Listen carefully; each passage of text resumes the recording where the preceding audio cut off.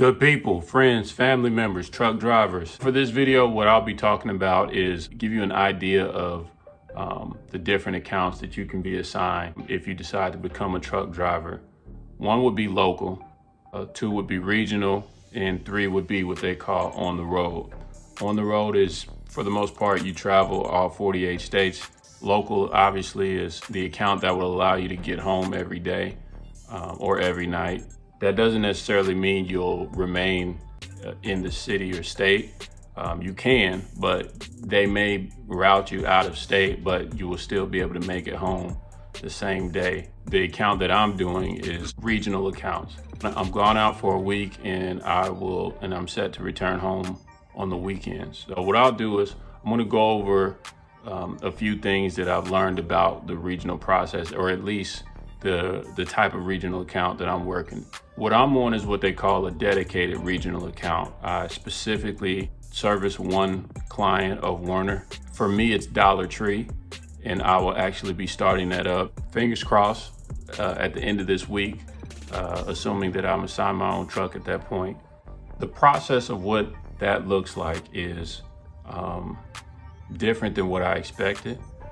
For some reason, I was under the impression that my fleet manager, which would be the manager that looks out after you and other drivers that he or she may be assigned to, I was under the impression that they would be at a terminal and I would rarely see them. That's actually not the case. You actually see your fleet manager often because they're not typically at the terminal specifically. They're actually at the distribution center of where you'll be picking up your trailer. You have an electronic machine in your truck. What they'll do is they'll route you your next load. They'll route you the information of the load. You know, it'll have things on it such as the trailer number, the different store locations that you'll be going to, and then the calculated miles in the trip. There's other pieces of information also, but that's just some of the basics. When you get that information, you then report to the distribution center, assuming you're probably wrapping up a load at that point. But you go to the distribution center. Once you check in, you just let them know that you're there to pick up a load. You'll then go into the distribution center, depending on how it's set up. Some people go directly to the fleet manager. Sometimes they have your paperwork already in a specific location of where you would pick your paperwork up. The paperwork is needed for checking your trailer, having each manager at the store locations where you'll be delivering your loads to. You'll have each manager sign off confirming that they received delivery of the product. And that's important. That's what they call a bill of lading. You'll need that in order to get paid, which it's confirmation that you did your job in delivering the load. On that bill of lading, it'll also have your trailer number. It'll have the weight of the trailer, which is information is needed because there is a certain weight limit that you're able to tow on your truck. For a tractor and trailer is 80,000 pounds. There's three different axles that weight has to be distributed on. On the front axle of the truck, that can hold up to 12,000 pounds. And then on your middle and rear axle, that holds up to 34,000 pounds a piece, totaling up to 80,000. That's very important because if you exceed 80,000 pounds, you're subject to a violation from the police, what they call the DOT police. It's a lot, but there are regulations, DOT regulations that you have to abide by, or else you'll be putting your CDL in jeopardy, the company in jeopardy, and you'll just be subject to fines and things that can violate your CDL or possibly have it revoked or suspended. You definitely don't want that. Obviously, if you're doing this is your livelihood. You need to make sure you're doing everything you can to protect that. There are scales and things that you can weigh that. I'll get to that in another video.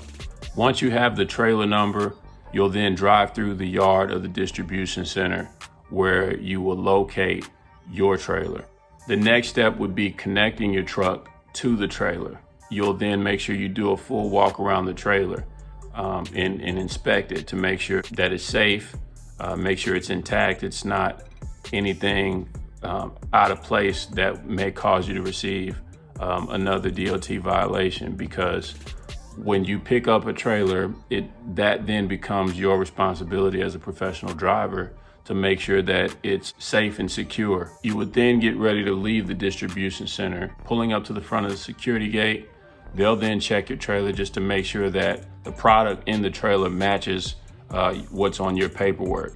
They'll have to open the trailer typically to take a look in the back, because that's where they're going to be able to verify that information out. Once they give you the thumbs up, they'll put a seal on your trailer and you're good to head out to your first destination. You'll then make your runs to the different stores that are included within that assignment.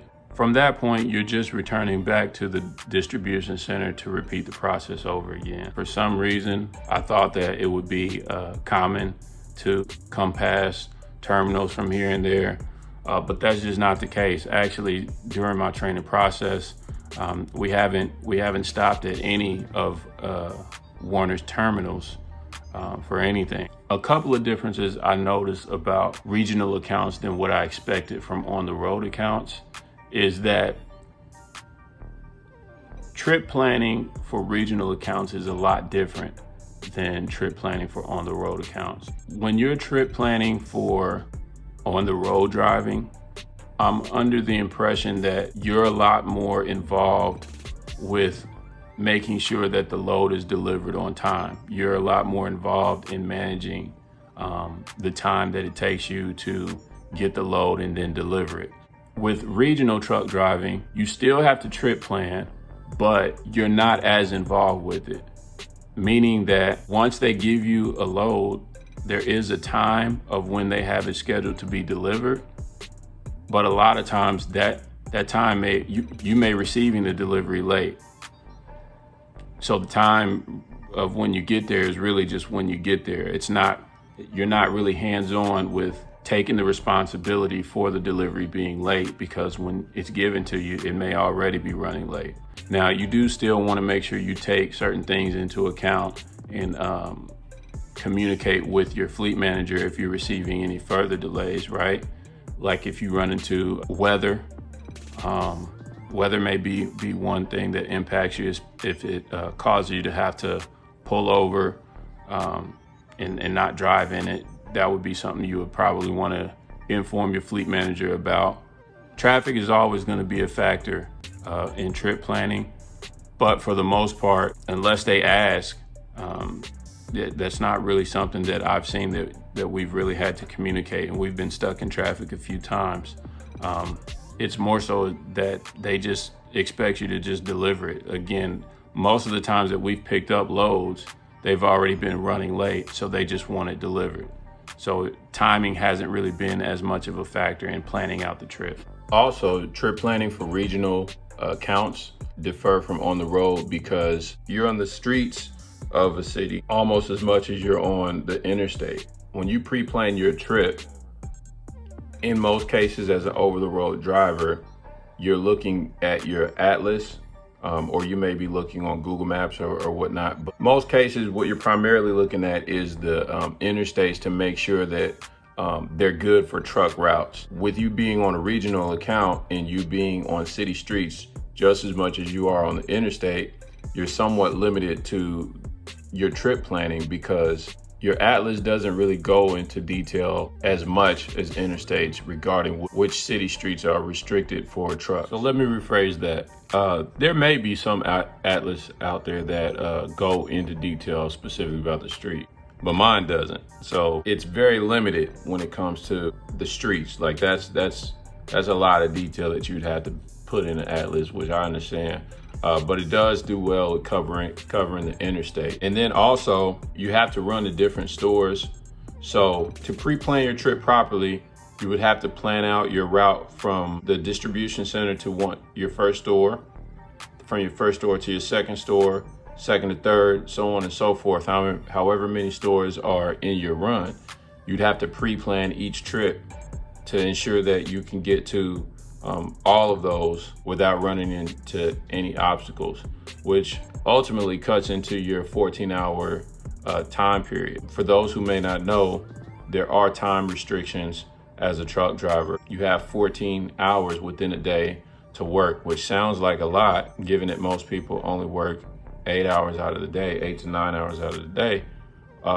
But that 14 hours goes by extremely quick as a truck driver, and you are constantly monitoring your clock, trying to figure out how you can save time. I'm not in any way saying skip pre-planning your trip for the sake of time, because one thing's for sure is if you don't properly pre-plan your trip, you may run into an obstacle that may end up eating up all of your time just because you didn't take the time in the beginning to make sure that there were no obstacles to run into in the first place. But it's just something to be cognizant of. It is additional time that's needed that's gonna eat into that clock when you're pre-planning your trip. If you find this video to be informative in any way, shape, or form, if you feel like it may be able to help anyone else out that may be interested in becoming a truck driver, please take a moment to like, comment, or share the video. I will greatly appreciate it. I will have more content about things that I'm learning within the trucking industry coming very soon. So if you are interested in those videos, please subscribe, and I will catch y'all in the next one.